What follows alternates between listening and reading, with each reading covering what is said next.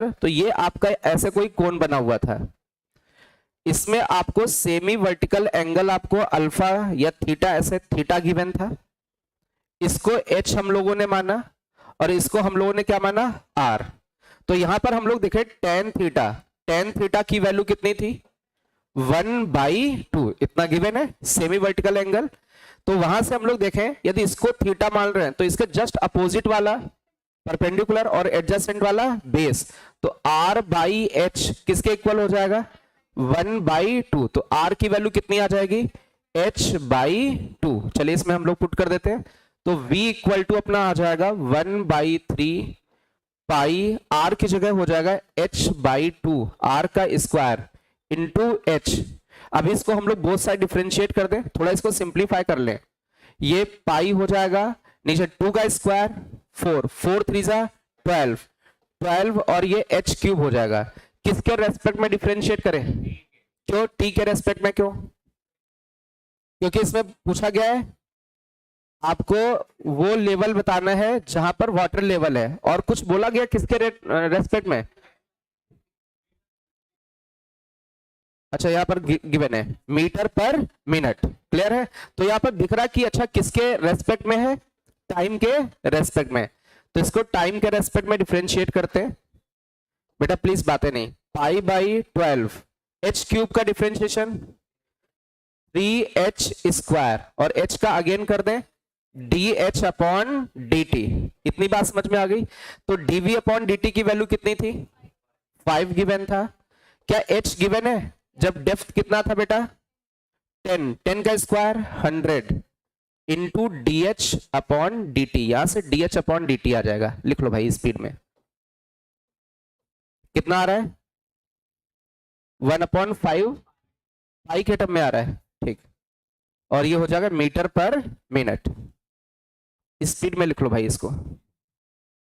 ये जेई का इतना आसान सा क्वेश्चन था, मींस आप समझ लो रेट मेजरमेंट पे केवल कितने क्वेश्चंस आए अभी तक, दो। एक इसके पहले वाला क्वेश्चन किया था, वो अच्छा क्वेश्चन था, आइस वाला कोटिंग वाला था, और एक ही आया है, केवल मात्र आप प्रीवियस ईयर में देखेंगे, और पहले तो आते भी नहीं थे, या जेई मेंस में हम लोग देखे बहुत पहले तो इनके क्वेश्चंस भी नहीं आए, लास्ट के 2-3 साल में ये 2 क्वेश्चंस आए हैं। अब उनमें 2-3 साल में रिसेंटली मींस कोरोना के बाद से ये 2 क्वेश्चंस आए, इट मींस मे बी वो रेट मेजरमेंट का क्वेश्चन पूछ सकते हैं, इसलिए रेट मेजरमेंट भी इंपॉर्टेंट हो गया है।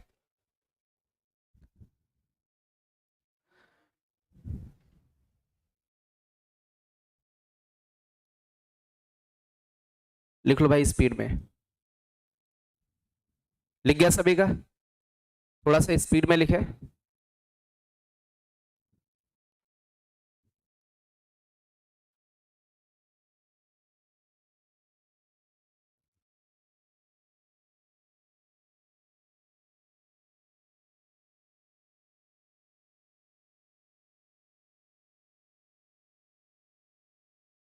चलिए इसमें आगे हम लोग बढ़ते हैं, क्वेश्चन नंबर 2 की जगह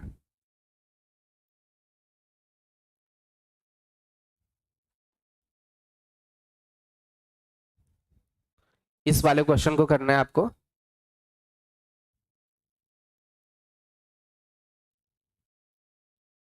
ये क्वेश्चन आपका बहुत पहले एक यूपी सीट का एग्जाम होता था उसका है, ठीक है, आप इसको सॉल्व करें। स्टेट लेवल एग्जाम होता था, रेट मेजरमेंट,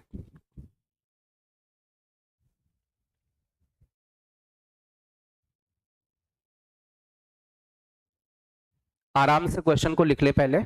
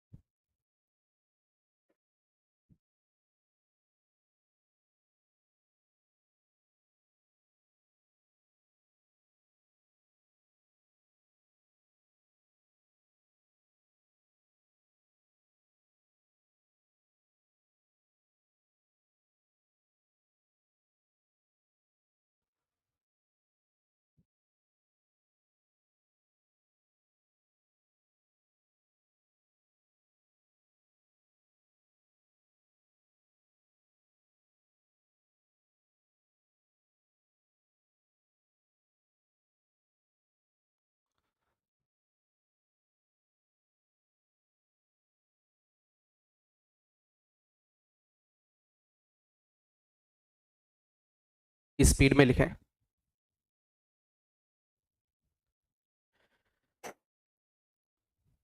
भाई आराम से यार, क्या हुआ?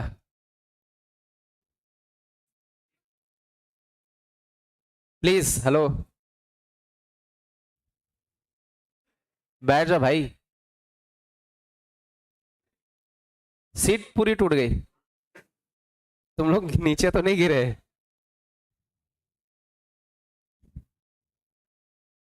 बेटा प्लीज, बात नहीं।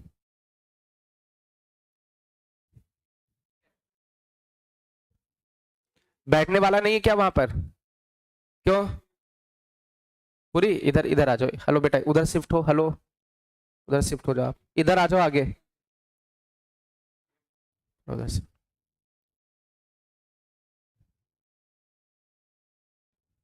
इधर आगे बैठो आके। और आप रेड स्वेटर उधर थोड़ा सा, है ना?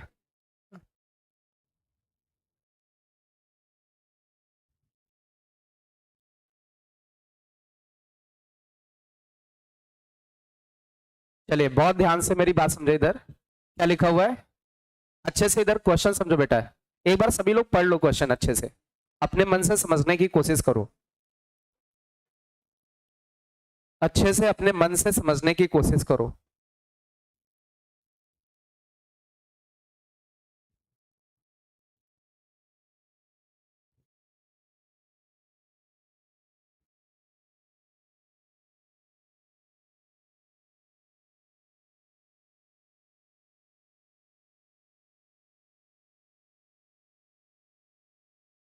बात है नहीं बेटा?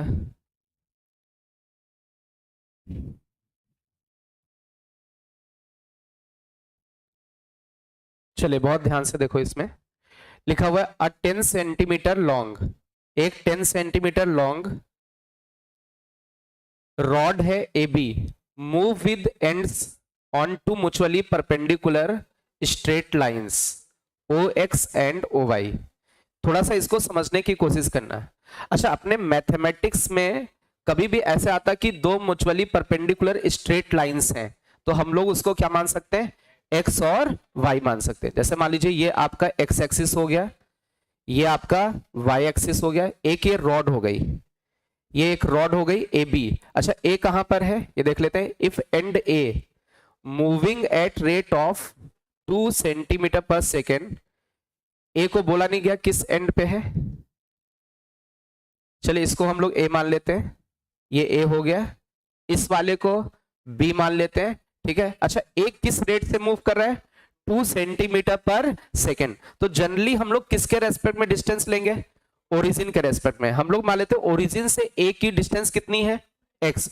तो किसका रेट गिवन है? D x upon D T. कितना गिवन है? 2 सेंटीमीटर पर सेकेंड।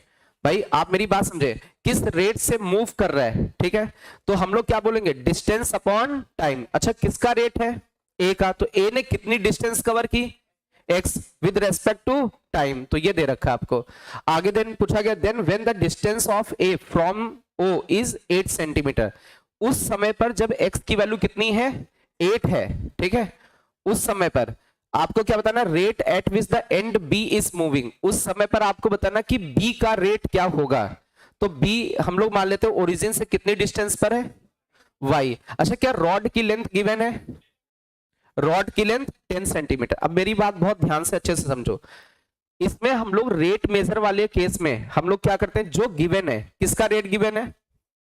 एक्स का। तो इस वाले का रेट गिवन है, और किस वाले का फाइंड करना है? इसका। तो जनरली हम लोग करते हैं क्या कोशिश कि इन दोनों वेरिएबल्स के बीच में रिलेशन आ जाए। सीधे सीधे जिसका रेट गिवन है और जो फाइंड करना, उनके बीच में कोई ना कोई रिलेशन बन जाए। तो यहां पर एक कोई सिंपल सा रिलेशन है किसका? राइट एंगल ट्रायंगल का। हम लोग क्या लिख सकते हैं? बेस का स्क्वायर प्लस परपेंडिकुलर का स्क्वायर इक्वल टू हाइपोटेनस। बस यहाँ एक गलती नहीं करनी, आपको जो चीजें लेनी सब वेरिएबल में लेनी है। जैसे ये तो फिक्स है, रॉड की लेंथ तो चेंज नहीं होगी, ये एक्स चेंज हो सकता है ना भाई, ए मूव कर रहा है। तो हमें क्या करना है? एक्स का स्क्वायर प्लस वाई का स्क्वायर इक्वल टू एक्स का स्क्वायर प्लस वाई का स्क्वायर इक्वल टू 10 का स्क्वायर मींस 100। अभी हम लोग किसको डिफरेंशिएट कर दें? इनको बोथ साइड डिफरेंशिएट कर दें। किसके रेस्पेक्ट में? टी के रेस्पेक्ट में। क्यों? क्योंकि चीजें हमें किसके रेस्पेक्ट में गिवन है, ठीक है।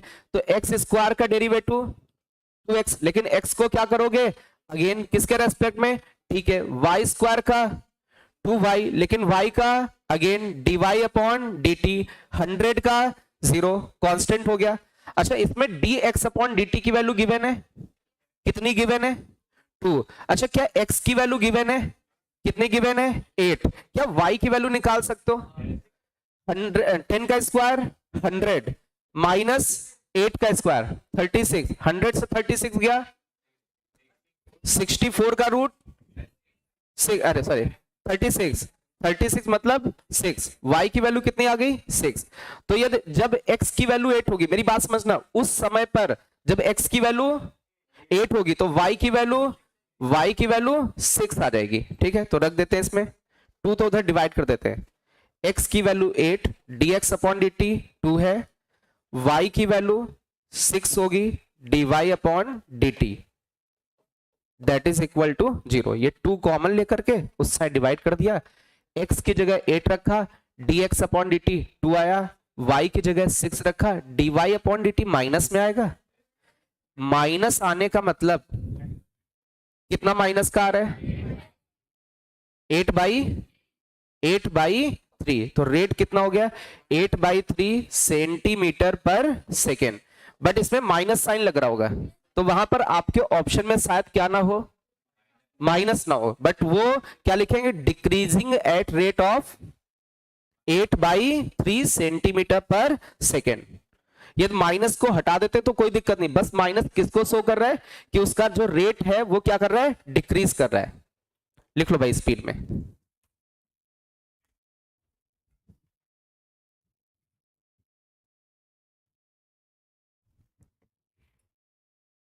इसमें से ऐसे बच्चे कितने जिन्होंने फर्स्ट लेक्चर रेट मेजरमेंट का नहीं किया था, उसमें बच्चे एब्सेंट थे कुछ।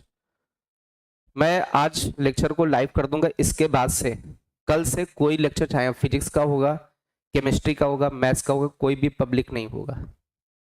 आपकी यदि क्लास मिस होती है तो मिस, वो सीधे ऐप में सारे लेक्चर्स जाएंगे, ठीक है। और ऐप भी आपको ऐसे उसमें नहीं मिलेगा, ठीक है। यदि आप मिस कर रहे हैं कोई जेन्युइन प्रॉब्लम तो आपको लेक्चर मिलेगा, ऐसे जनरली मिस कर रहे हैं तो आपको लेक्चर कोई भी किसी भी चैप्टर का किसी भी सब्जेक्ट का नहीं मिलने वाला। हो गया बेटा सभी का? अपने मन से इसको कर सकते हैं? अरे बोलो भाई।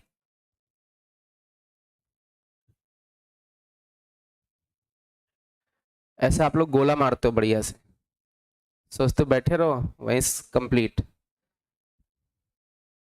चलिए इसको करें।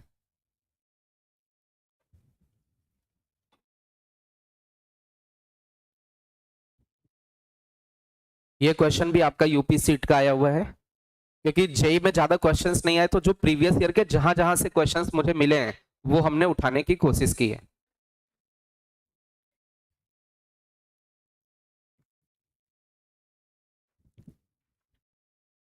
एडवांस में तो कभी क्वेश्चन आया नहीं। जेई मेंस में रेट मेजरमेंट को हाइट एंड डिस्टेंस के साथ मिक्स किया है, ठीक है। लास्ट 2 ईयर में रेट मेजरमेंट के डायरेक्ट क्वेश्चंस आए हैं, और ये थोड़ा पुराने क्वेश्चंस हैं। बट जेई मेंस मतलब हम ये बोल सकते हैं AI-EEE होता था, वो जेई मेंस ही होता था, उसके हम लोग क्वेश्चंस बोल सकते हैं इसको। अच्छे से क्वेश्चन लिखें, समझने की कोशिश करें कि क्वेश्चन कहना क्या चाहता है।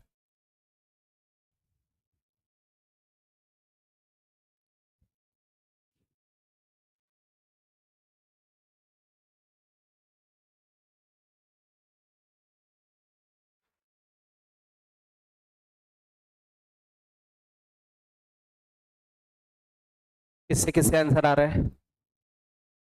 अभी लिख रहे हैं, थोड़ा स्पीड में लिखो।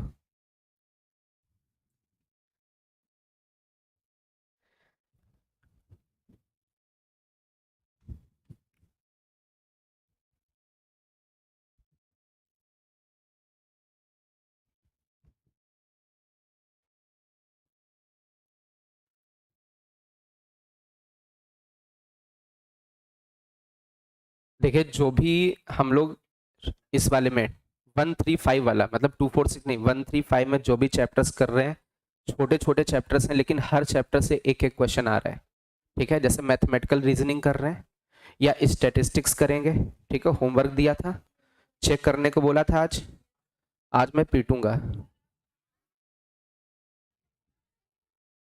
कल कल कहा था, चलो ठीक, कल है ना, कल। मेरी बात सुनो यार, इधर सुनो, हंसी मजाक सारी चीजें अलग हैं।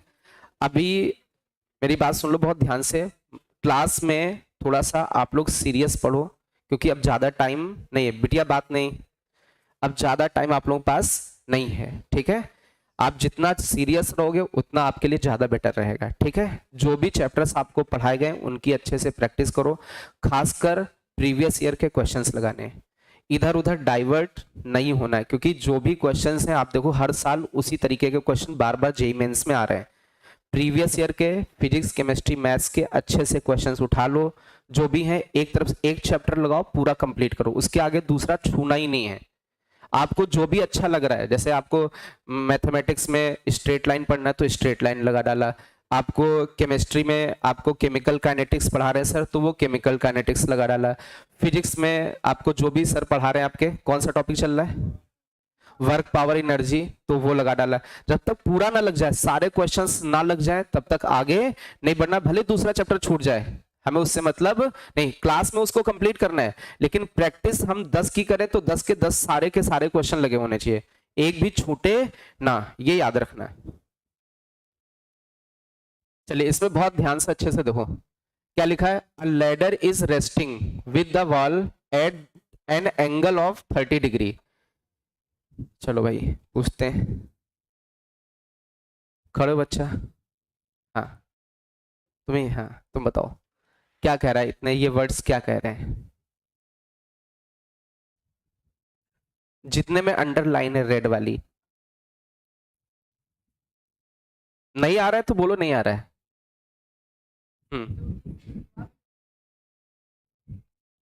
एक मिनट झुकी हुई है, अच्छा ये ग्राउंड मान लेते हैं, इसको ग्राउंड माना और ये दीवार मान ली, एक सीढ़ी है, ये सीढ़ी मान ली, कहां पर 30 डिग्री होगा, यहाँ यहाँ यहाँ पर बेटा, यहाँ दीवार से ऐसा, ये वाला है ना, इधर करोगे दिक्कत हो जाएगी। जो सीढ़ी है वो किससे इंक्लाइंड है, वाल से, कितना एंगल है 30 डिग्री। बैठ जाओ बेटा, बस यही, बस क्वेश्चन अच्छे से समझना हमें। अच्छा आगे क्या लिखा है, a man is ascending at the ladder, किस रेट से उतर रहा है, नहीं नहीं नहीं, चढ़ रहा है, चढ़ रहा है, किस रेट से चढ़ रहा है, 3 फीट पर सेकेंड, 3 फीट पर सेकेंड।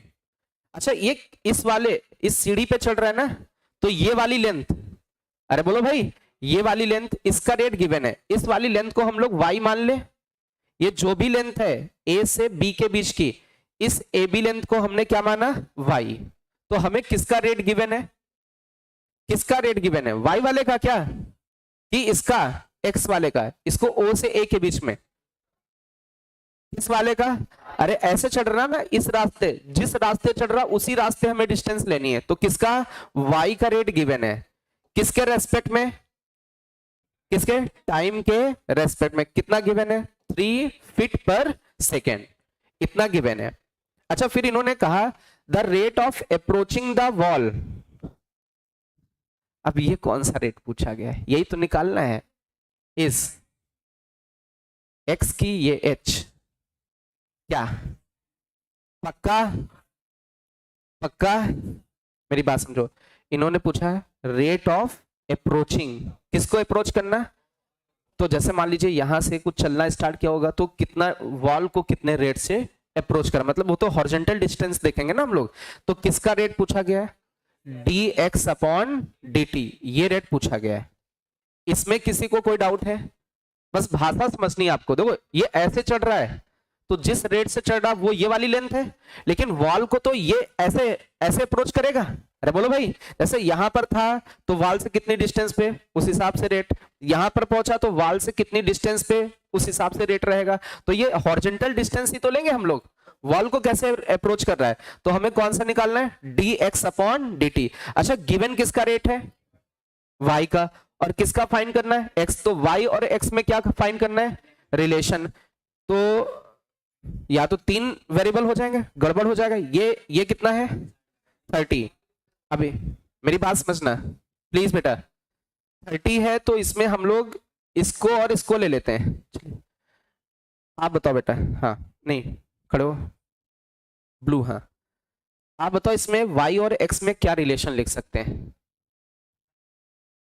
साइन 30 के हिसाब से क्या होगा, और कोई नहीं बेटा, डरो नहीं, बोलो हाँ बेहिचक बोलो। लंब ये क्या है, ये आधार है, लंब है, क्या है, बिल्कुल बैठ जाओ बेटा। जैसे ये एंगल है तो इसके अपोजिट वाला क्या होगा, परपेंडिकुलर।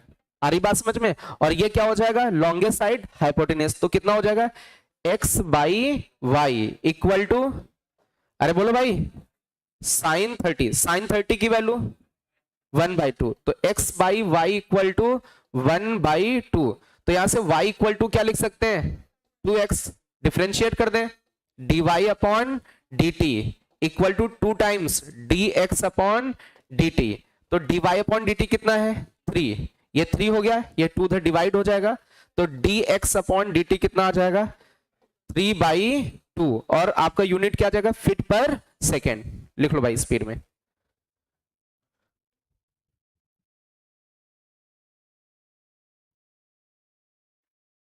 बातें नहीं बेटा,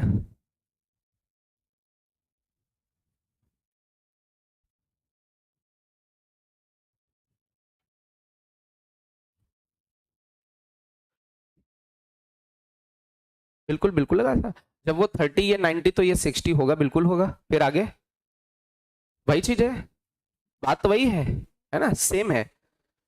हम उसको 60 के पास क्यों जाए, हम 30 गिवन है, सेम प्रोसेस है।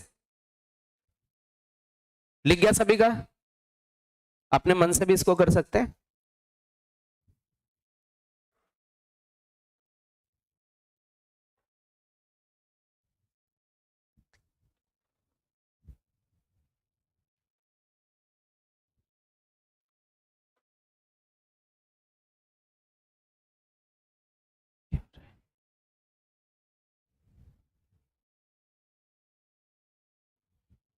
चलिए ये वाला क्वेश्चन करें,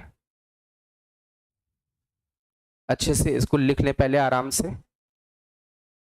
बातें नहीं बेटा बिल्कुल आपस में।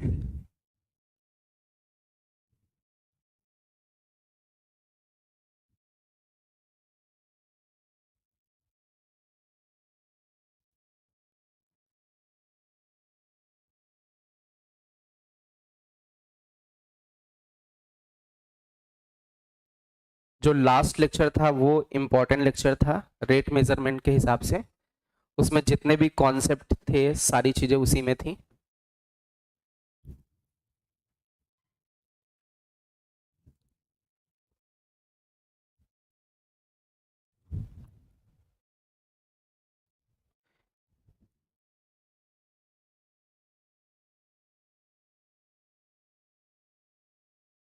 कल मैथमेटिकल रीजनिंग का लॉस पर बेस्ड आपका लेक्चर चलेगा, इम्पॉर्टेंट लेक्चर है।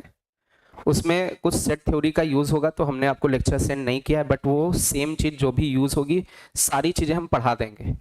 सेट थ्योरी भी वही चीज सेम बिल्कुल बेसिक से लेके चलेंगे, क्योंकि बहुत सारे ऐसे बच्चे होंगे कि उनको लेक्चर भेजेंगे बट वो पढ़ेंगे नहीं, तो दिक्कत हो जाएगी, फिर समझ में नहीं आएगा। सबसे इंपॉर्टेंट है, क्योंकि ट्रुथ टेबल से बहुत सारे क्वेश्चंस कुछ कुछ कभी कभी होता है कि लेंदी हो जाते हैं, और वो वहां पर अप्लाई नहीं करना है, तो हमें जो भी उसमें लॉज हैं वो अप्लाई करने होते हैं, कि मतलब 1-2 लाइन में उन क्वेश्चंस को सॉल्व कर सके जिनका ट्रुथ टेबल बहुत लंबा होता है।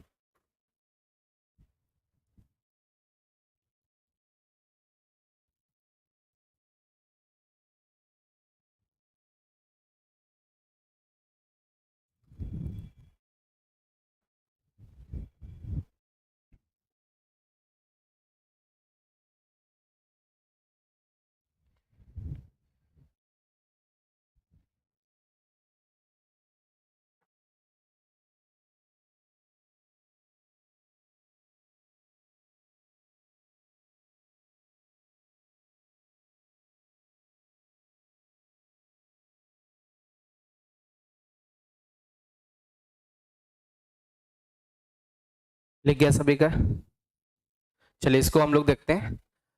अ लैडर 5 मीटर लेंथ, एक सीढ़ी है जिसकी लंबाई 5 मीटर है और रेस्टिंग अगेंस्ट वर्टिकल वॉल, और एक मीन्स ऐसे कुछ है आपका, ये एक्स एक्सिस मान लेते हैं, ये वाई एक्सिस मान लेते हैं, ये लेडर मान लेते हैं, ये हॉरिजेंटल हो गया, ये वाल हो गई।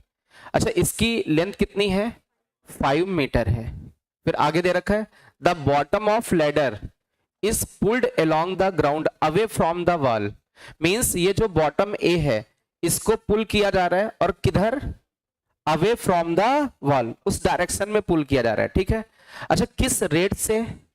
1.5 मीटर पर सेकेंड। तो मान लेते हैं ये जो ए पॉइंट है ओरिजिन से कितनी डिस्टेंस पर है, तो इसी का तो रेट दे रखा है D x upon D T.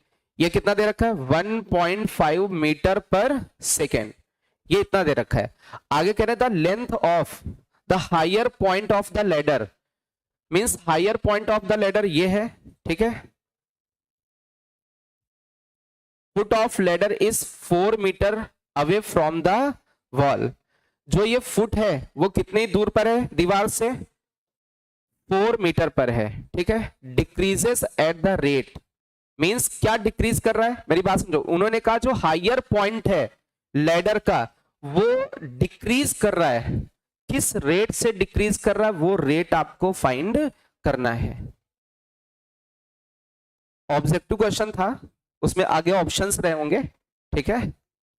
तो अभी इसको हम लोग क्या मान ले भाई, ये जो टॉप पॉइंट है वाई डिस्टेंस पर मान ले, मींस हमें क्या निकालना है? D Y upon D T. अभी आई थिंक इसको कर सकते हो आप लोग, X square plus Y square equal to 25। I think Y का रेट डिक्रीज करेगा क्योंकि ये ऐसा नीचे पॉइंट आएगा, क्योंकि ये इधर आगे जा रहा है। आप देखें D Y upon D T minus में आएगा। ऐसा कोई बच्चा जो इसको ना कर पाए, माइनस में आएगा भाई। माइनस का 2 सेंटीमीटर, नहीं मीटर, मीटर पर सेकेंड, माइनस का आएगा भाई।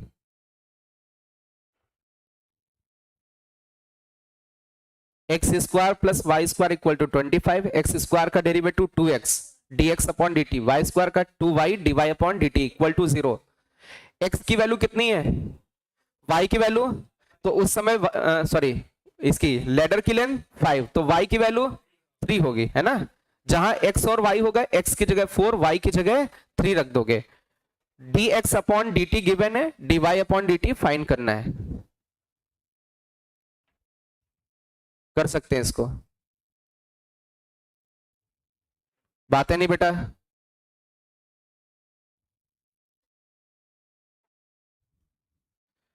चलिए ये वाला क्वेश्चन करें। ये आपका यूपी सीट का ये भी क्वेश्चन है, क्योंकि इनके क्वेश्चंस जहां जहां मुझे मिले वहीं से उठाए मैंने। देखते सबसे पहले कौन करता है इसका आंसर। आराम से, लेकिन पहले लिखो, आंसर नहीं निकालना, आराम से क्वेश्चन लिख लो उसके बाद आंसर निकालना। इतनी भी जल्दबाजी नहीं कि आंसर बताओ। आराम से क्वेश्चन लिखें उसके बाद उसको सॉल्व करें।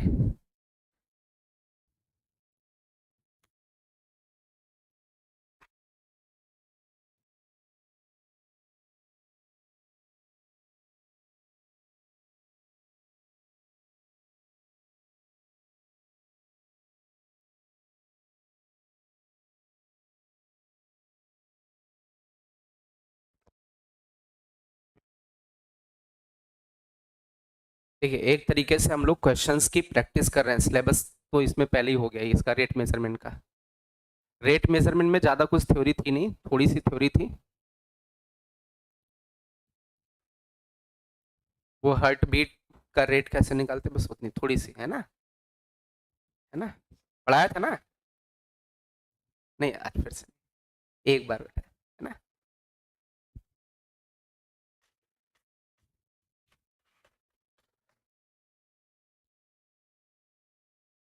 एक बार रेट मेजरमेंट का फर्स्ट लेक्चर मैं ऑन कर दूंगा, इसके बाद कोई भी लेक्चर आपको नहीं मिलेगा, चाहे फिजिक्स हो या केमिस्ट्री हो, सब प्राइवेट रहेंगे।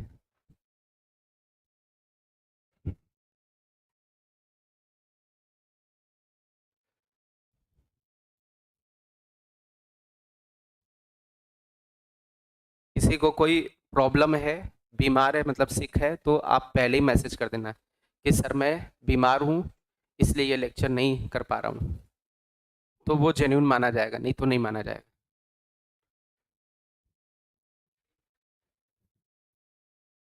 सी ऑप्शन आ रहा है, एज द रेडियस।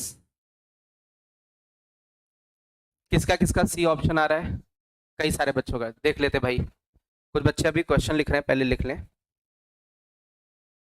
आराम से क्वेश्चन लिखो, पहले समझो क्वेश्चन को।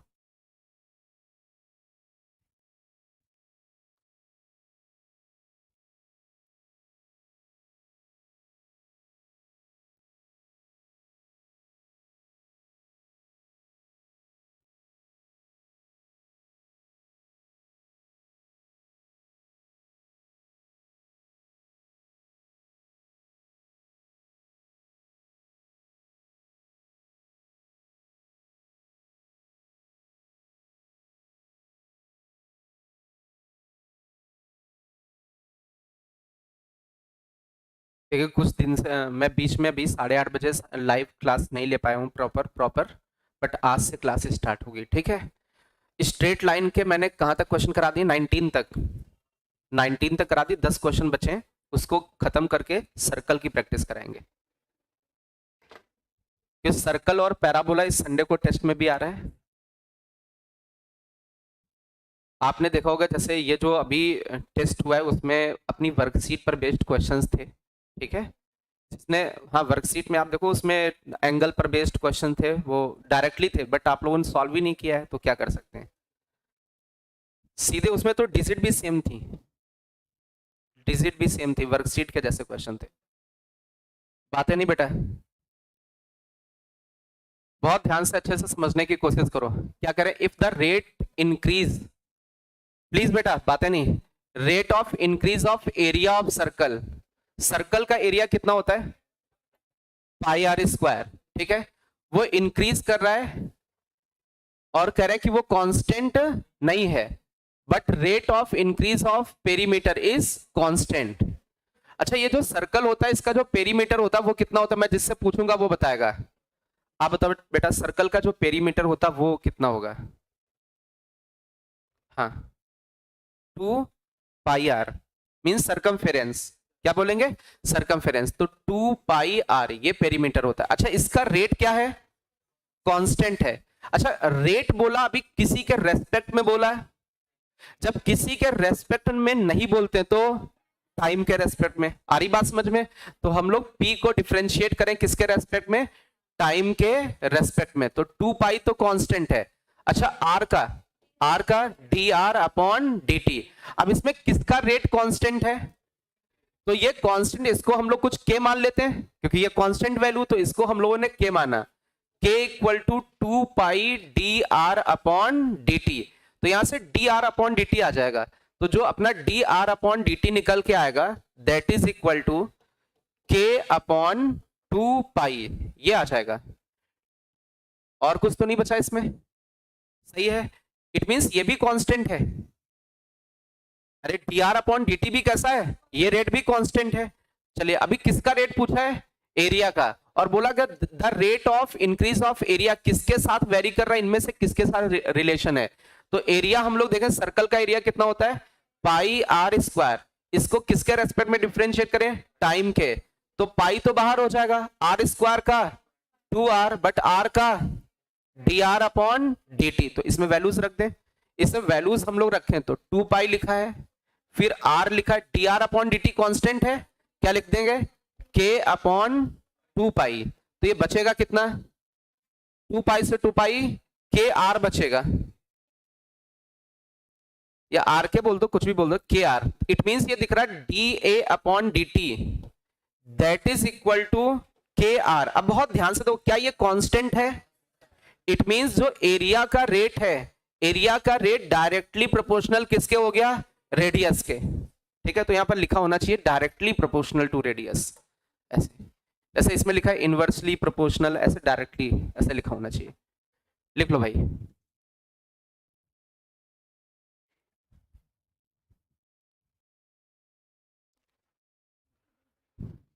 dr अपॉन dt, ये वाला भी रेट आपका कैसा है, कांस्टेंट रेट है। स्पीड में लिखो बेटा इसको।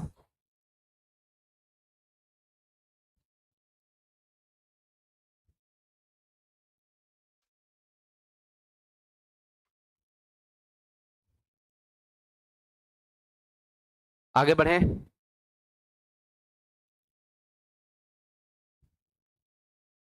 बेटा बातें नहीं, मुझे, मैं प्रैक्टिस करा रहा हूं, इसका मतलब बात ना करें प्लीज।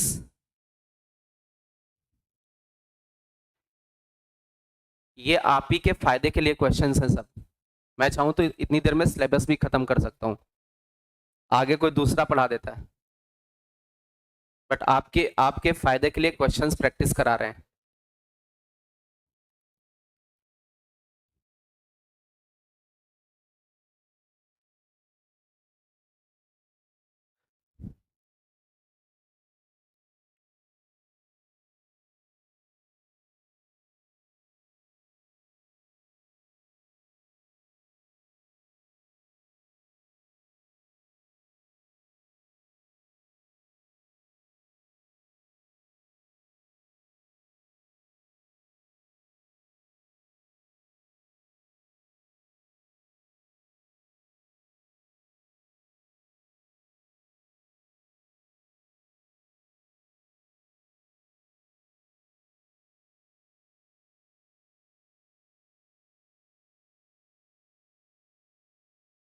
एप्लीकेशन ऑफ डेरिवेटिव में सबसे इंपॉर्टेंट है आपका इंक्रीजिंग, डिक्रीजिंग और मैक्सिमा मिनिमा, ठीक है, वो हम लोग स्टार्ट करेंगे। सबसे इंपॉर्टेंट है और इस पे सबसे ज्यादा टाइम देंगे हम लोग। ज्यादातर वो मिक्स करते हैं इंक्रीजिंग, डिक्रीजिंग और मैक्सिमा और मिनिमा को।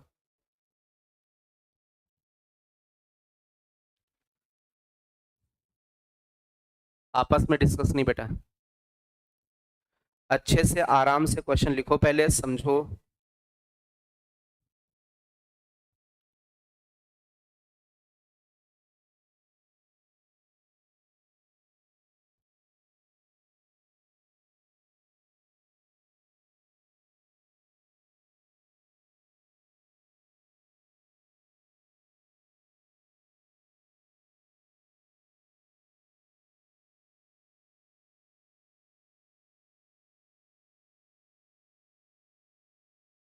हो गया सभी का?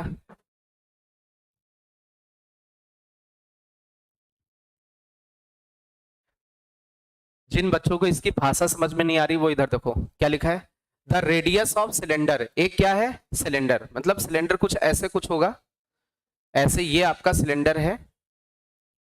The radius of cylinder is increasing at the rate of 3 metre पर सेकेंड।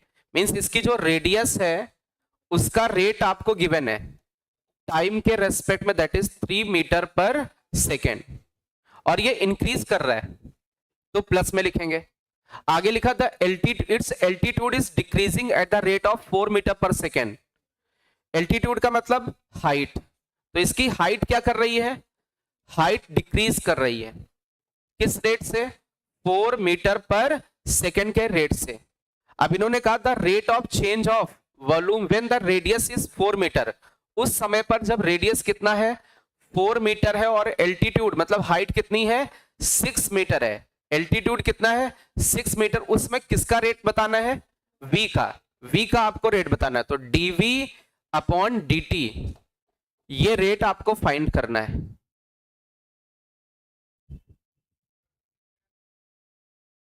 डिक्रीज कर रहा है, डिक्रीजिंग मीन्स माइनस, डिक्रीज कर रहा है, डिक्रीज का मतलब ही हो गया माइनस।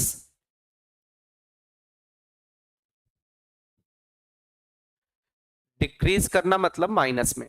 किसका रेट पूछा गया है, ठीक है। अब जिससे पूछेंगे, आप बताओ बेटा, इसका v कितना होगा सिलेंडर का। ब्लू ब्लू शर्ट, सिलेंडर मतलब हिंदी में बेलन, बेलन का आयतन। हाँ नहीं बेटा, बैठो बेटा, आपस में डिस्कस नहीं। आप बताओ सबसे किनारे, पाई आर स्क्वायर एच कितना होगा, पाई आर स्क्वायर एच। v की वैल्यू हो जाएगी पाई आर स्क्वायर एच। अच्छा इसमें कितने वेरिएबल्स हैं, अब कोई रिलेशन भी नहीं गिवन है आर एच के बीच में, अरे बोलो भाई, तो डायरेक्टली इसको डिफरेंशिएट करते हैं। v का डिफरेंशिएशन किसके रेस्पेक्ट में, टाइम के, पाई तो बाहर हो जाएगा। अब इसमें कौन सा रूल लगेगा, प्रोडक्ट रूल। तो आर स्क्वायर का कितना 2r, लेकिन r का अगेन करोगे dr upon dt into second function plus second वाले का h वाले का dh upon dt into first function कौन सा आर स्क्वायर। इसमें सबकी वैल्यू गिवन है, dr अपॉन dt प्लस का 3, dh अपॉन dt माइनस का 4, r की वैल्यू 4, h की वैल्यू 6। यहां पर dh अपॉन dt की जगह माइनस का 4 लिखना है, ये माइनस में वैल्यू लेनी है क्योंकि डिक्रीज कर रहा है, dh अपॉन dt माइनस में लेना है, आप पुट कर दीजिए आंसर आ जाएगा 80 पाई, 80 पाई और यूनिट क्या होगी, मीटर क्यूब पर सेकेंड। v का रेट है तो मीटर क्यूब रहेगा, किसके रेस्पेक्ट में, टाइम के, तो पर सेकेंड हो जाएगा।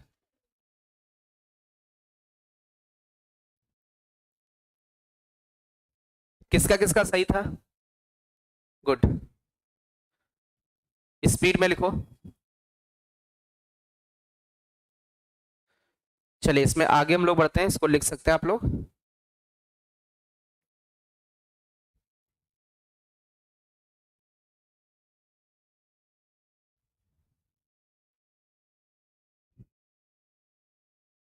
चलिए ये वाला क्वेश्चन करिएगा। लास्ट वाले लेक्चर पे बहुत स्पीड में हम लोगों ने क्वेश्चंस किए थे बहुत सारे, आज तो बहुत कम स्पीड की है हम लोगों ने, आधी स्पीड है। लास्ट लेक्चर पे तो बहुत स्पीड में बहुत सारे क्वेश्चंस किए थे।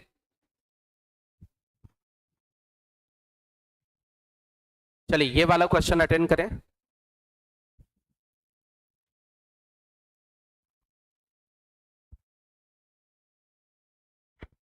लगभग 25 क्वेश्चंस थे आपके रेट मेजरमेंट के, उसका ये आखिरी क्वेश्चन है।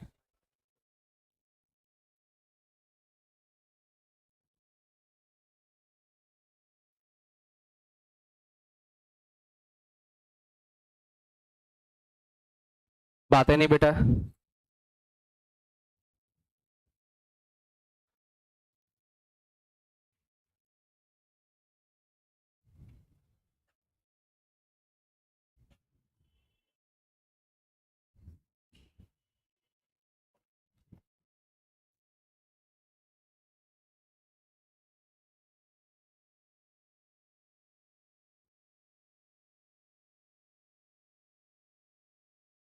ये क्वेश्चन बहुत ही आसान क्वेश्चन है, सबसे आसान क्वेश्चन रेट मेजरमेंट का ये है ना। The side of equilateral triangle increase कर रहा किस रेट से, 2 सेंटीमीटर पर सेकेंड से। ऐसे तो स्पीड में किया था, तो साइड मतलब इक्विलेटरल ट्रायंगल की साइड कितनी मान ले, सारी तो x हो जाएंगे, आप कुछ भी मान लीजिए। तो dx अपॉन dt कितना गिवन है, dx upon dt is 2 centimetre पर सेकेंड। अब किसका rate, the rate of area है ना, जब साइड की वैल्यू कितनी 10, तो एरिया कितना होता है इसका, √3/4 और साइड का होल स्क्वायर। x की वैल्यू गिवन है, तो a को किसके रेस्पेक्ट में डिफरेंशिएट करोगे, टाइम के, तो √3/4 बाहर हो गया, x स्क्वायर का 2x, x का dx अपॉन dt, आप इसमें वैल्यूज रख दीजिए, x की जगह 10 रख दीजिए, dx अपॉन dt आप रख दीजिए, आपका da अपॉन dt आ जाएगा 10√3। यूनिट क्या होगा, सेंटीमीटर स्क्वायर पर सेकेंड। सबसे आसान क्वेश्चन। फर्स्ट वाला लेक्चर बहुत इंपॉर्टेंट था, जिनका फर्स्ट छूटा है मैं आज ग्रुप में शेयर कर दूंगा, ठीक है, लिंक ओपन कर दूंगा, आप लोग उसको कंप्लीट कर लीजिएगा। चलिए तो ये अपना काम खत्म हो गया इसका, स्पीड में लिख लो। अभी हम लोग नया एप्लीकेशन स्टार्ट करते हैं, रेट मेजरमेंट का काम खत्म है, इंपॉर्टेंट पे चलते हैं हम लोग। बेटा आपस में बात नहीं, मैक्सिमम मिनिमम बेटा पहले नहीं, पहले इंक्रीजिंग डिक्रीजिंग। सभी लोग हेडिंग डालेगा मोनोटोनिक फंक्शन। बातें नहीं बच्चा, मोनोटोनिक, मोनोटोनिक फंक्शन। सभी लोग हेडिंग डालें मोनोटोनिक फंक्शन। बिल्कुल बेसिक बेसिक वर्ड से उठा के चलेंगे। आईआईटी जेई के प्रीवियस ईयर के क्वेश्चंस में ये वर्ड यूज किया गया, कौन सा? Monotonic function. तो मोनो का जैसे इस वर्ड से क्लियर हो रहा होगा, MONO, मोनो का मतलब सिंगल और टोनिक का मतलब टोन, सिंगल टोन। जैसे अब मेरी बात बहुत ध्यान से समझना है, एक फंक्शन लेते हैं बेटा, प्लीज बातें नहीं। जैसे मान लीजिए ये फंक्शन लिया हम लोगों ने, कौन सा फंक्शन है? एक्सपोनेंशियल, जिसका बेस 1 से बड़ा है, 1 से बड़ा। तो इसका ग्राफ कैसा बनेगा? इंक्रीजिंग, ये एक्स एक्सिस, ये वाई एक्सिस। अच्छा, इसका ग्राफ कहीं पर डिक्रीज करेगा? ऐसी कोई जगह जहां पर इसका ग्राफ डिक्रीज कर जाए? कहीं भी इसका ग्राफ डिक्रीज नहीं करेगा। इंक्रीज करना शुरू किया तो इंक्रीज इंक्रीज इंक्रीज, सभी जगह सेम बिहेवियर है, सिंगल टोन है। कौन सी टोन है? सिंगल। और टोन कौन सी? इंक्रीजिंग। दो तरीके की टोन होंगी, या तो इंक्रीजिंग या तो डिक्रीजिंग। यहां पर केवल एक टोन है, कौन सी? इंक्रीजिंग। मतलब इसको हम लोग क्या बोलेंगे? ये कौन सा फंक्शन हो गया? मोनोटोनिक। मोनोटोनिक। चलिए एक और हम लोग लेते हैं function, y equal to log, log x base में 1/2 लिखा हुआ है। अब जिससे पूछेंगे वो बताएगा। आप बेटा इसका ग्राफ बताओ कैसे बनेगा? लॉग जिसका बेस 1/2 है, लॉग का ग्राफ पढ़ाया मैंने। इंक्रीजिंग बनेगा, डिक्रीजिंग, डिक्रीजिंग ग्राफ बनेगा। कैसे बनेगा? ये यहां से इस तरीके से डिक्रीज करेगा, एक्स एक्सिस को कहां पर कट करेगा? 1 पर, 1 पर। अच्छा एक चीज ये बताओ, इसका जो टोन होगा क्या सिंगल टोन है? और कौन सी टोन है? डिक्रीजिंग। इसके अलावा कोई टोन नहीं है। इट मींस ये फंक्शन भी आपका कैसा हो गया? मोनोटोनिक फंक्शन हो गया। ये बात समझ में आई? जैसे एक और फंक्शन लेते हैं, y equal to sine X, y equal to sine X. Sine X का सभी को ग्राफ आता है, बच्चे बच्चे को भी आता है साइन एक्स का ग्राफ। अच्छा एक चीज ये बताओ, इसका जो ये क्या ये सिंगल टोन का है? इतने पोर्शन में क्या किया? क्या? इंक्रीज, उसके बाद डिक्रीज करने लगा। इसका मतलब ये, इसको यदि हम इंक्रीजिंग डिक्रीजिंग में नाम देना चाहें तो क्या देंगे? हाँ क्या बोलेंगे? इसको मेरी बात समझो, ये वाला कैसा था? इसको समझना, ये कैसा था? कैसा था? इंक्रीजिंग। ये कैसा था? डिक्रीजिंग। और ये, इसको बोलोगे नाइदर इंक्रीजिंग नॉर डिक्रीजिंग। इतनी बात समझ में आ रही है? मींस ये दोनों बिहेवियर है, तो उसको क्या बोलोगे? Neither increasing nor decreasing. ये नहीं बोलना कि बोथ इंक्रीजिंग डिक्रीजिंग, ऐसा नहीं बोलना है कि आप देखो सर बोथ तो है, यहां पर क्या कर रहा है? इंक्रीज, फिर क्या कर रहा है? डिक्रीज। तो बोथ हो गया, क्या हो गया? इंक्रीज भी कर रहा है और डिक्रीज। जबकि ऐसा वर्ड यूज नहीं करते हैं। मोनोटोनिक है मीन सिंगल टोन, या तो इंक्रीजिंग होगा या डिक्रीजिंग। या सिंगल टोन नहीं है तो उसको क्या बोलोगे? Neither increasing nor decreasing. मतलब ये कैसा फंक्शन हो गया? Non monotonic. क्या हो गया? चलिए इतना लिखो पहले, मोनोटोनिक के नीचे लिख लेना सिंगल टोन, या तो इंक्रीजिंग या डिक्रीजिंग, अपनी भाषा में लिख लो।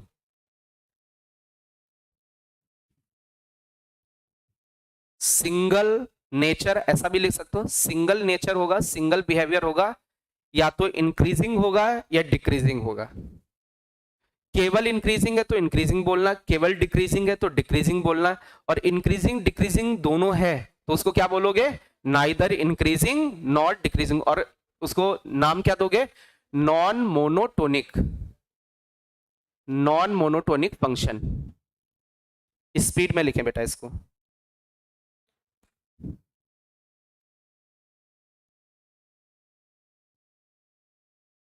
मोनोटोनिक फंक्शन समझ में आया? मोनोटोनिक का मतलब सिंगल टोन, या तो इंक्रीजिंग या तो डिक्रीजिंग, या दोनों है तो उसको क्या बोलेंगे? Neither increasing not decreasing. जैसे अभी एक क्वेश्चन अभी इसमें आपसे पूछेंगे जो नॉन मोनोटोनिक है उसमें,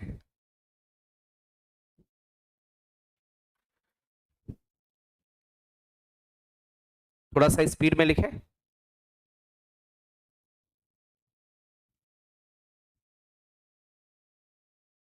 लिख गया सभी का?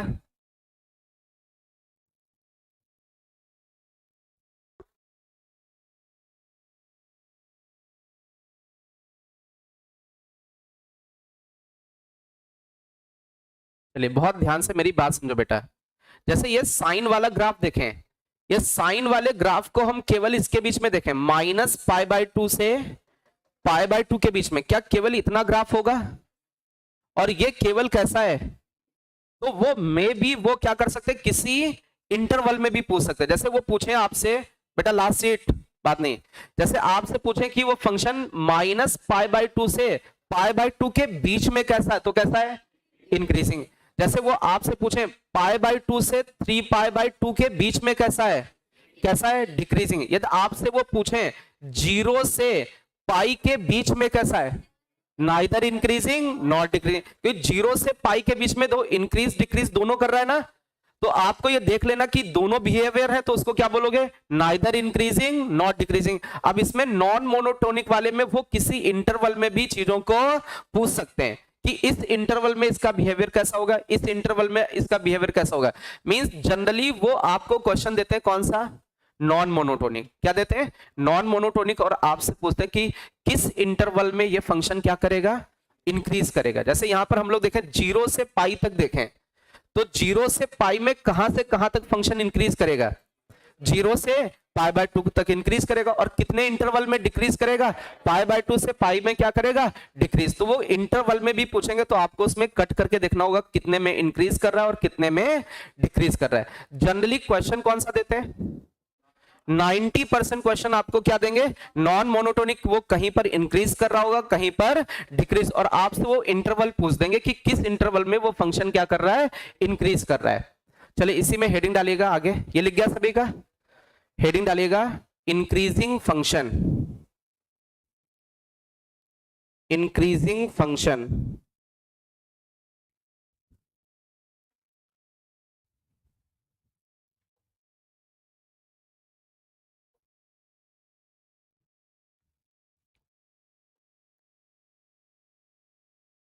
Increasing function. प्लीज बेटा बातें नहीं।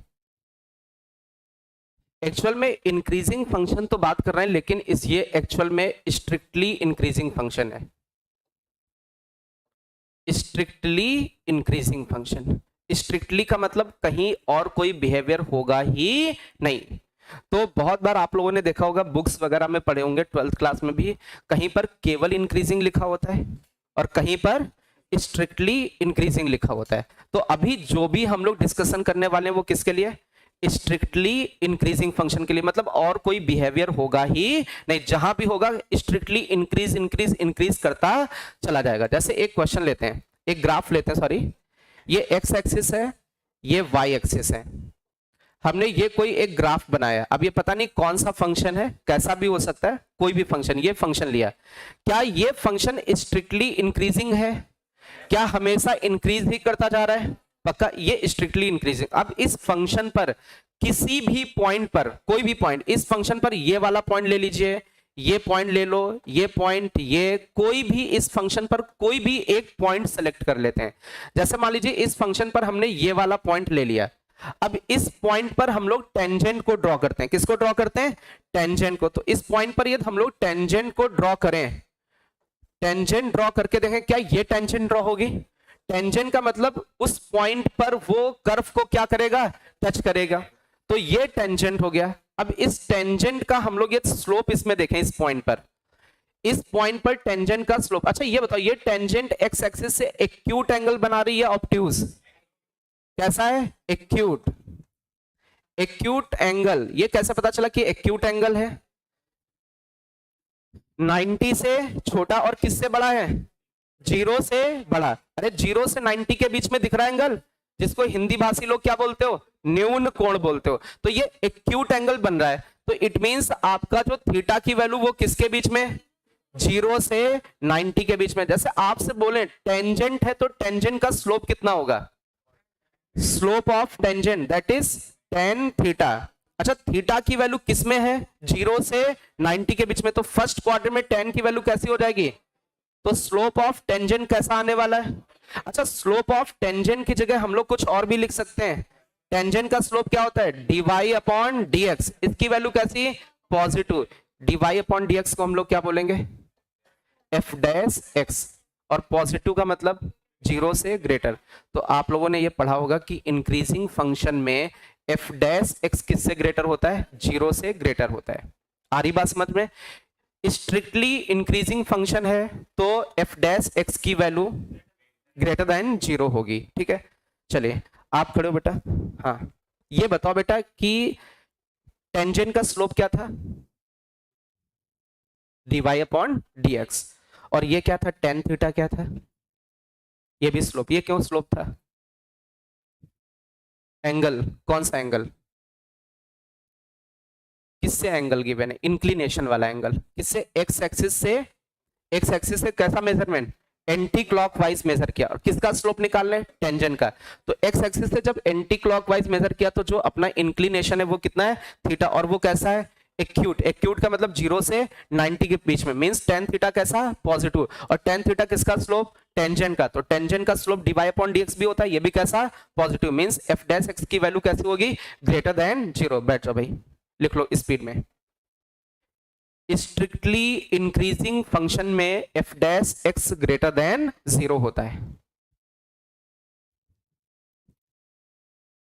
बहुत ही इंपॉर्टेंट लेक्चर शुरू हुआ है आपका, इंक्रीजिंग डिक्रीजिंग मैक्सिमा मिनिमा। इस पे अपना टाइम ज्यादा लगेगा, मतलब है तो कुछ बड़ा नहीं है, लेकिन हम लोग नंबर ऑफ क्वेश्चंस बहुत ज्यादा प्रैक्टिस करेंगे, क्योंकि एडवांस वगैरह में भी इंक्रीजिंग डिक्रीजिंग यदि आता है तभी हम लोग ग्राफ बना पाते हैं। इंक्रीजिंग डिक्रीजिंग के बाद दुनिया का कोई भी फंक्शन होगा आप उसका ग्राफ ड्रॉ कर सकते हो, जितना भी टफ, जितना भी इजी, कैसा भी हो, दुनिया का कोई भी फंक्शन दे दे, कुछ भी ना आता हो, इंक्रीजिंग डिक्रीजिंग मैक्सिमा मिनिमा आता है, तो आप उस फंक्शन का क्या ड्रॉ कर सकते हैं, ग्राफ ड्रॉ कर सकते हैं।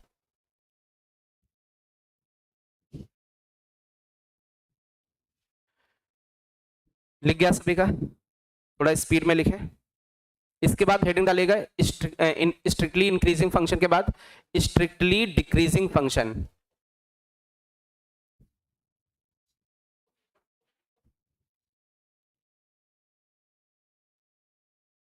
सभी लोग हेडिंग डालें स्ट्रिक्टली डिक्रीजिंग फंक्शन। अच्छा इसमें एक चीज देखो बेटा, आप किसी भी पॉइंट पर टेंजेंट ड्रॉ करते एंगल कैसा बनता, एक्यूट ही बनता। आप चाहो तो यहाँ पे ड्रॉ करके देखो, ड्रॉ करके देखोगे तो कौन सा एंगल है, एक्यूट एंगल। किसी भी इस फंक्शन पर किसी भी पॉइंट पर ड्रॉ करके देखो टेंजेंट, एक्यूट एंगल बनेगा। इस वाले पॉइंट पर ये भी 90 से छोटा ही है कि नहीं, सारे के सारे एक्यूट एंगल बनाएंगे, ये स्ट्रिक्टली इंक्रीजिंग फंक्शन है। तो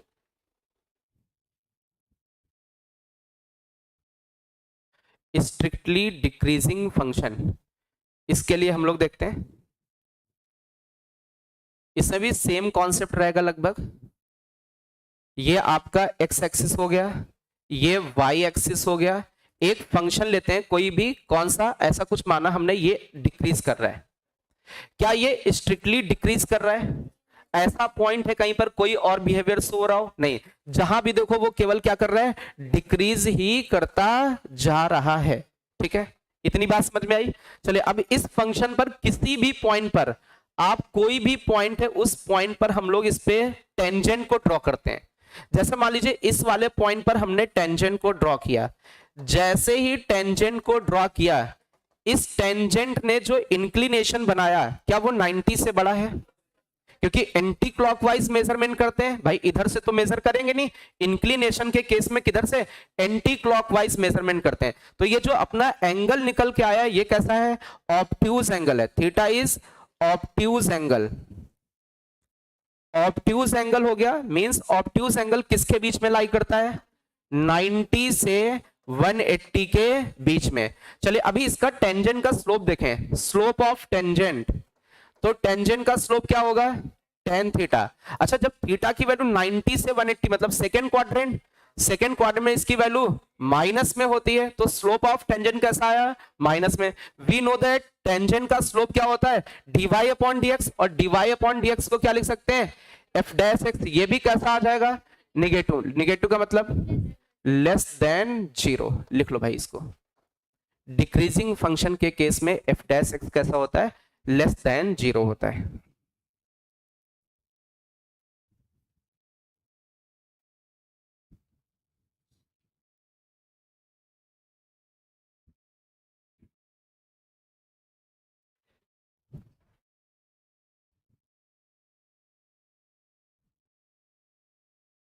आते नहीं बेटा,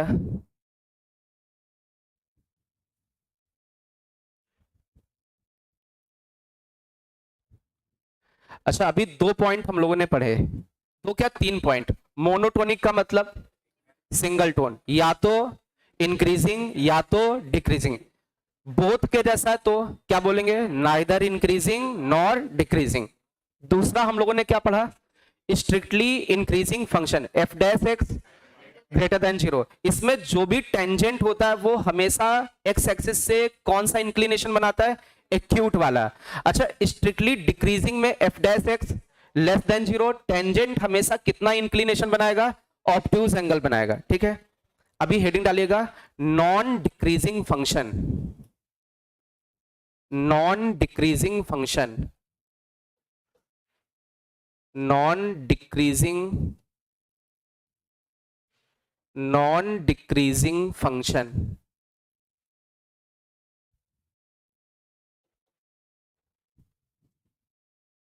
नॉन डिक्रीजिंग फंक्शन। क्या लिख के नाम आ रहा है, नॉन डिक्रीजिंग का मतलब डिक्रीज ना करे, और कुछ भी हो सकता है। तो मेरी बात बहुत ध्यान से अच्छे से समझने की कोशिश करना। ये कौन सा एक्सिस है, ये कौन सा y। अब बहुत ध्यान से मेरी बात समझना, अभी ये फंक्शन क्या कर रहा है, क्या कर रहा है, इंक्रीज। डिक्रीज किया नहीं।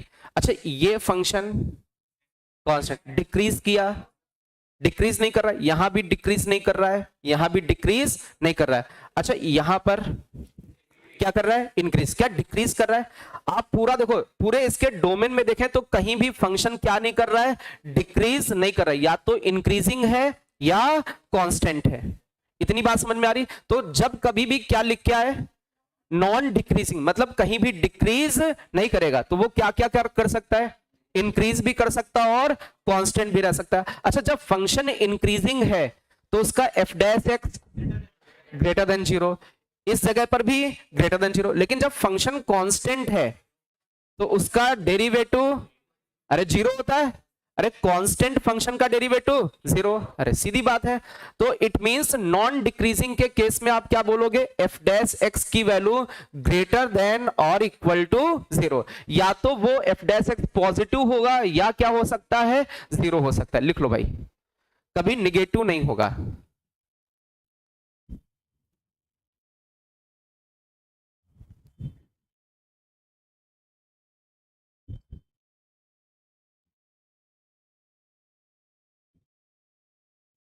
ये छोटे छोटे वर्ड्स हैं, इंपॉर्टेंट वर्ड्स हैं, एक एक चीज सिखाने की कोशिश कर रहे हैं कि कोई भी वर्ड कहीं पर भी आपको कंफ्यूजन ना हो।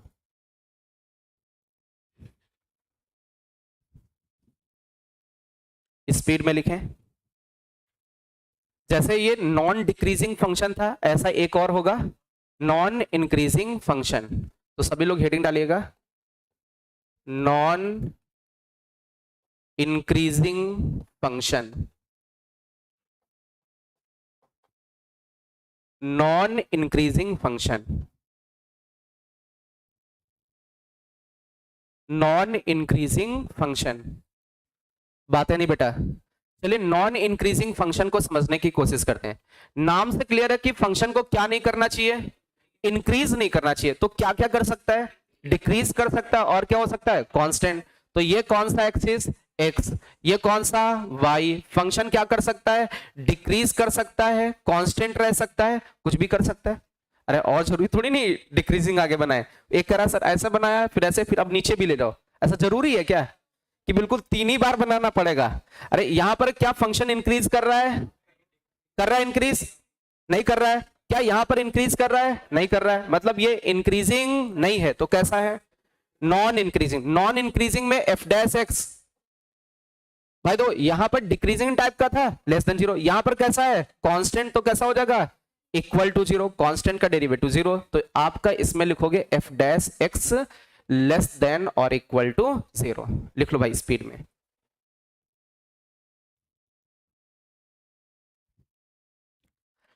अब थोड़ा सा एक पॉइंट अलग होने जा रहा है। 12th क्लास में आप लोगों ने ये वर्ड सुना था इंक्रीजिंग, डिक्रीजिंग, वो किसी इंटरवल के लिए होता था। आईआईटी जेईई में ये जरूरी नहीं कि वो किसी इंटरवल पर पूछें, वो किसी भी पॉइंट पर इंक्रीजिंग और डिक्रीजिंग पूछ सकते हैं, किसी भी पर्टिकुलर पॉइंट पर ऐसे क्वेश्चंस आए तो आप हेडिंग डालिएगा इसमें increasing function at any point, increasing function at any point, increasing function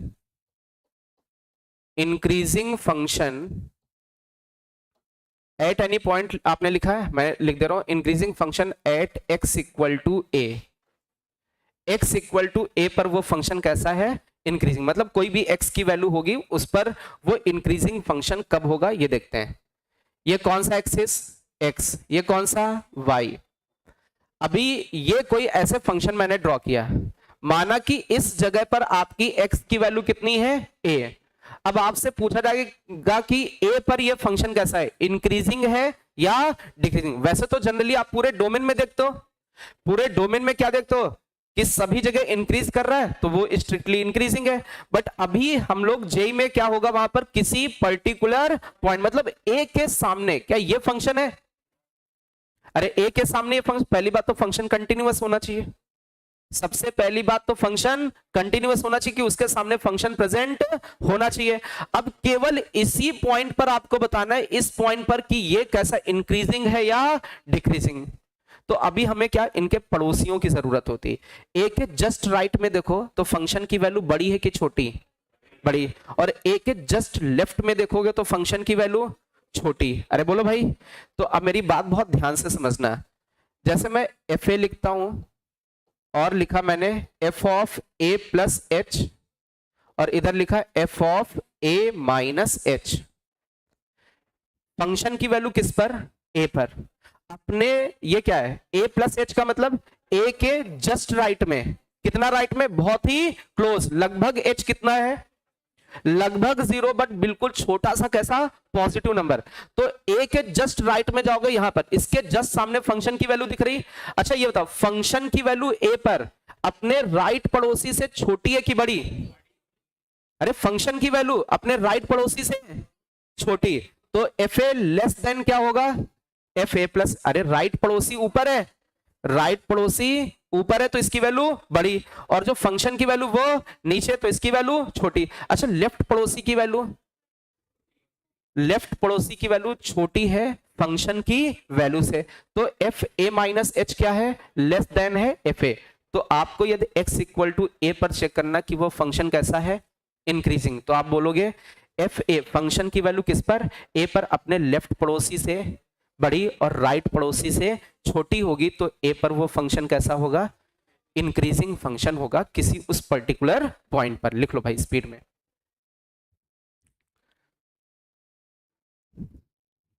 किसी पर्टिकुलर पॉइंट पर देखना होगा तो वैल्यू ऑफ फंक्शन निकालना पड़ेगा। राइट हैंड साइड पर फंक्शन की वैल्यू क्या है और लेफ्ट हैंड साइड पर फंक्शन की वैल्यू क्या है? या लेफ्ट हैंड साइड से बड़ी वैल्यू है और राइट हैंड साइड से छोटी है, तो उस वैल्यू पर वो फंक्शन क्या करेगा? इंक्रीज करेगा। अब तो ये फंक्शन इंक्रीज भी कर रहा है, जो इंक्रीजिंग फंक्शन है उसमें फंक्शन की वैल्यू देखें अपने राइट पड़ोसी से छोटी और लेफ्ट पड़ोसी से बड़ी है। लिख गया सभी का? इसके आगे आप लोग हेडिंग डालेगा डिक्रीजिंग फंक्शन। बेटा बातें नहीं please. Decreasing function at x equal to a, x equal to a पर डिक्रीजिंग फंक्शन, ये डिक्रीजिंग फंक्शन है, x इक्वल टू ए पर, x इक्वल टू ए पर पता करना है, x इक्वल टू ए पर, x इक्वल टू ए पर।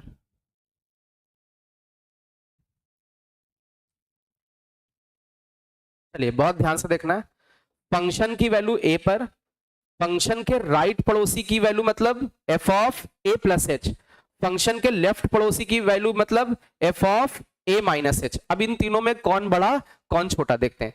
अच्छा बहुत ध्यान से दो, ए के सामने ये फंक्शन प्रेजेंट है और ए के जस्ट राइट में देखोगे फंक्शन की वैल्यू ये होगी और ए के जस्ट लेफ्ट में देखोगे तो फंक्शन की वैल्यू ये होगी। अब सबसे बड़ा कौन है, लेफ्ट वाला पड़ोसी, और बीच में कौन है फंक्शन की वैल्यू, और सबसे छोटा कौन है, तो it means F of A minus H सबसे बड़ा, उससे छोटा कौन एफ ए, और सबसे छोटा कौन F A minus H. Means हम लोग बोलेंगे फंक्शन की वैल्यू ए पर अपने राइट पड़ोसी से बड़ी और लेफ्ट पड़ोसी से छोटी। इसको आप ऐसे लिखें तो ये ज्यादा सही होगा, एफ ए फंक्शन की वैल्यू किससे बड़ी होगी, अपने राइट पड़ोसी से बड़ी, और किससे छोटी, अपने लेफ्ट पड़ोसी से छोटी होगी।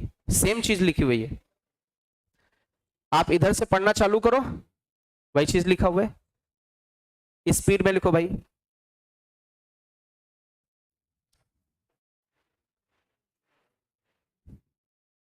तो किसी पॉइंट पर क्या आप लोग इंक्रीजिंग डिक्रीजिंग समझ गए, किसी पॉइंट पर देखना कि वो फंक्शन इंक्रीजिंग है या डिक्रीजिंग, तो हम लोग उसके लेफ्ट पड़ोसी और राइट पड़ोसी के और उसकी फंक्शन की वैल्यू उस पर हम लोग देखेंगे, और कौन किससे बड़ा वहां से हम लोग पता कर लेंगे कि वो फंक्शन इंक्रीजिंग है उस पॉइंट पर या डिक्रीजिंग है। चलिए इसी में हेडिंग डालेगा, increasing inequality based on increasing function. ये सारे पॉइंट्स बहुत सब यूज होंगे जितने भी पॉइंट डिस्कस कर रहे हैं। Inequality based on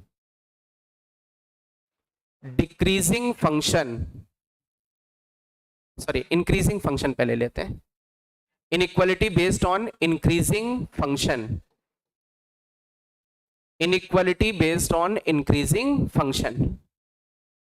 IIT JEE में इंक्रीजिंग फंक्शन डिक्रीजिंग फंक्शन की इनइक्वालिटीज का बहुत ज्यादा यूज होता है। आई थिंक हम लोगों ने पहले भी यूज किया होगा, हमने बोला होगा फंक्शन इंक्रीजिंग है तो इनइक्वालिटी पे कोई इफेक्ट नहीं पड़ता, और फंक्शन डिक्रीजिंग है तो इनइक्वालिटी साइन चेंज हो जाता है। तो वही चीज हम लोग यहाँ थोड़ा समझने की कोशिश करते हैं। ये आपका कौन सा एक्सिस है, एक्स एक्सिस, ये आपका वाई एक्सिस, फंक्शन कैसा है, इंक्रीजिंग फंक्शन है। अब बहुत ध्यान से देखना, एक वैल्यू हमने ये ली x1 और ये एक वैल्यू ली x2, ये माना एक फंक्शन है y equal to F X. अब एक चीज ये बताओ, x1 और x2 में कौन छोटा है, x1 लेस देन x2, तो हम लोग बोलेंगे x1 लेस देन x2। इतनी बात समझ में आ रही है। अच्छा यदि हम लोग x1 को पुट करें तो x1 के सामने फंक्शन की वैल्यू कितनी मिलेगी, अरे x1 दो, ये पॉइंट दिख रहा है ना, यदि x की वैल्यू x1 है तो फंक्शन की वैल्यू, अरे इसमें रख दो, y की वैल्यू क्या मिलेगी, f ऑफ x1, अरे x पुट करने पर तो ये मिला आपको f ऑफ x1। चलिए यदि फंक्शन की वैल्यू हमने x2 पुट की, तो सॉरी किसकी वैल्यू, x की वैल्यू क्या पुट की, x2, तो फंक्शन की वैल्यू क्या मिलेगी, f ऑफ x2। आप पुट करके देखो, x की जगह x2 पुट करोगे तो y की value f of x2।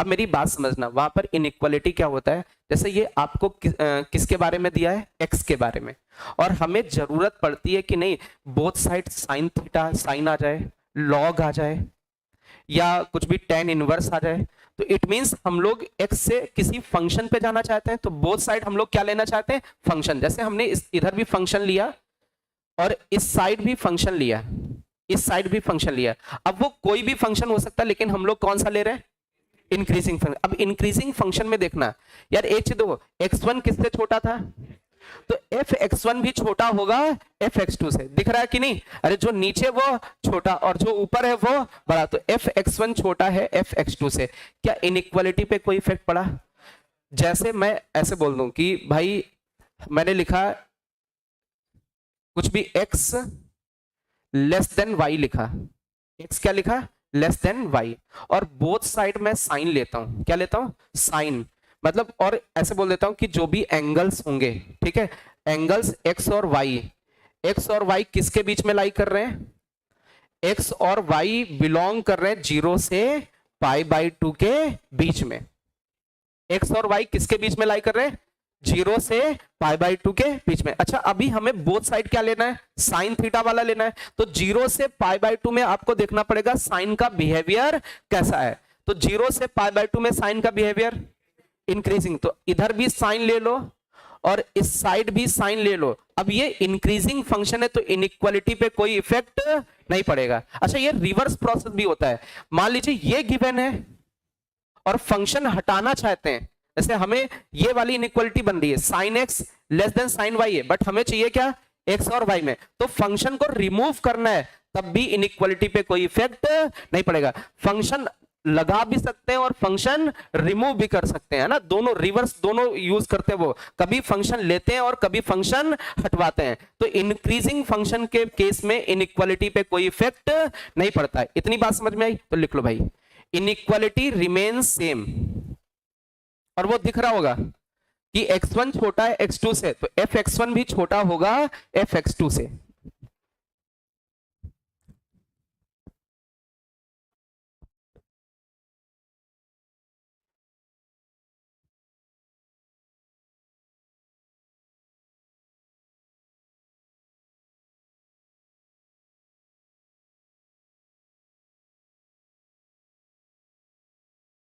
Application of derivative के बाद एप्लीकेशन ऑफ इंटीग्रल चालू करेंगे। इंटीग्रेशन का एक लेक्चर छूटा है, वो कवर कर लेंगे बीच में,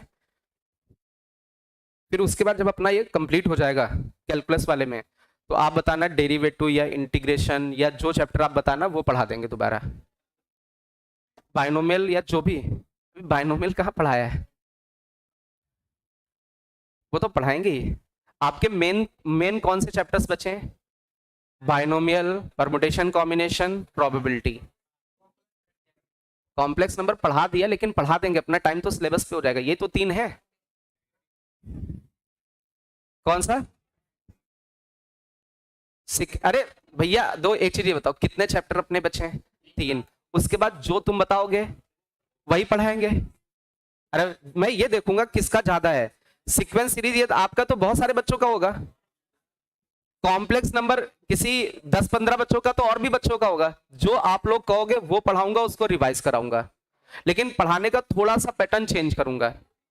आ रही बात मैंने, मतलब वही सेम चीज नहीं पढ़ाऊंगा, थोड़ा सा उसको कम टाइम में, मतलब समझ में आए ऐसे पढ़ाएंगे, कम टाइम में, ज्यादा उसको ज्यादा नहीं बताएंगे, देखो ये एक्स है तो ये एक्स ऐसे लिखते हैं, ये सब नहीं बताएंगे, है ना। चलो भाई आगे बढ़ो भाई। इनइक्वालिटी, प्लीज बातें नहीं, inequality based on decreasing function.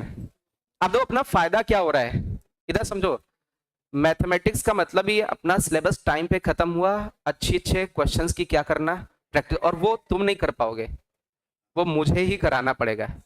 इसीलिए भैया हम आपके ऊपर डिपेंड ही नहीं है, हम खुद ही करा देंगे जो हमें कराना है। यही क्वेश्चन आपके सामने स्क्रीन पर है और लगाओ, नहीं आ रहा है डिस्कस करते जा रहे हैं, ठीक है, यही करेंगे और कुछ नहीं। बढ़िया बढ़िया क्वेश्चन रहेंगे, बढ़िया बढ़िया सेलेक्ट करके लाएंगे। क्या था अभी heading, inequality based on decreasing function.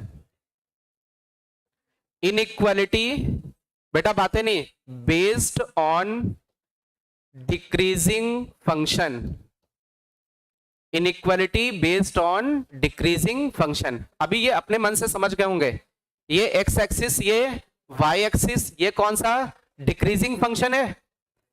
अच्छा अब ये डिक्रीजिंग फंक्शन है, तो इस पर एक यहां पर x की वैल्यू x1 ले ली और इस जगह पर x की वैल्यू x2। अभी ये बताओ x1 छोटा है कि x2, x1 less than x2। अच्छा ये फंक्शन y इक्वल टू क्या है, fx।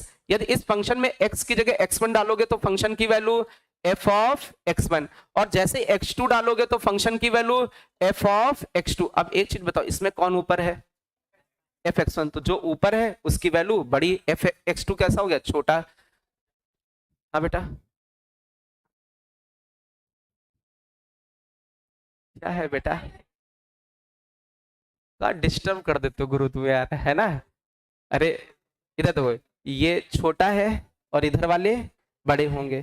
अब x1 पुट किया है तो उसके सामने वैल्यू fx1, x2 पुट किया तो उसके सामने वैल्यू fx2। अब हम लोग बोथ साइड क्या लेने वाले हैं, f। इधर भी हमने f लिया और इस साइड भी फंक्शन लिया। अब एक चीज ये बताओ, fx1 और fx2 में कौन बड़ा? तो क्या इनइक्वलिटी साइन रिवर्स हो गया? अच्छा, फंक्शन रिमूव करोगे, चाहे f लगाओ चाहे f रिमूव करो, इनइक्वलिटी साइन चेंज हो जाएगा। इतनी बात समझ में आई? लिख लो भाई स्पीड में, स्पीड में लिखो भाई। एक बार थोड़ा सा स्टार्टिंग से रिवाइज करते हैं। मोनोटोनिक का मतलब सिंगल टोन, मोनोटोनिक का मतलब सिंगल टोन, या तो इंक्रीजिंग या तो डिक्रीजिंग, बट नॉट बोथ। दोनों है तो नाइदर इंक्रीजिंग नॉट डिक्रीजिंग ऐसा लिखा होगा, ठीक है। या ऐसा भी लिखा हो सकता है नॉन मोनोटोनिक। क्या लिखा हो सकता है? Non monotonic. इसके बाद सबसे पहली हेडिंग क्या डाली? Strictly increasing function f dash x greater than 0। फिर क्या डाला? Strictly decreasing function f dash x less than 0। उसके बाद नॉन डिक्रीजिंग मतलब कहीं भी डिक्रीज ना करे, तो क्या कर सकता है? इंक्रीज और कांस्टेंट मतलब f डैश x की वैल्यू ग्रेटर देन और इक्वल टू 0। फिर स्ट्रिक्ट, फिर नॉन इंक्रीजिंग, नॉन इंक्रीजिंग का मतलब कहीं भी इंक्रीज ना करे, मतलब क्या कर सकता है? डिक्रीज और कांस्टेंट। डिक्रीज का मतलब f dash x less than 0 और कांस्टेंट का मतलब इक्वल भी हो सकता है। उसके बाद किसी पॉइंट पर, अब किसी पॉइंट पर फंक्शन की वैल्यू अपने राइट पड़ोसी से छोटी और लेफ्ट पड़ोसी से बड़ी, तो फंक्शन कैसा? इंक्रीजिंग।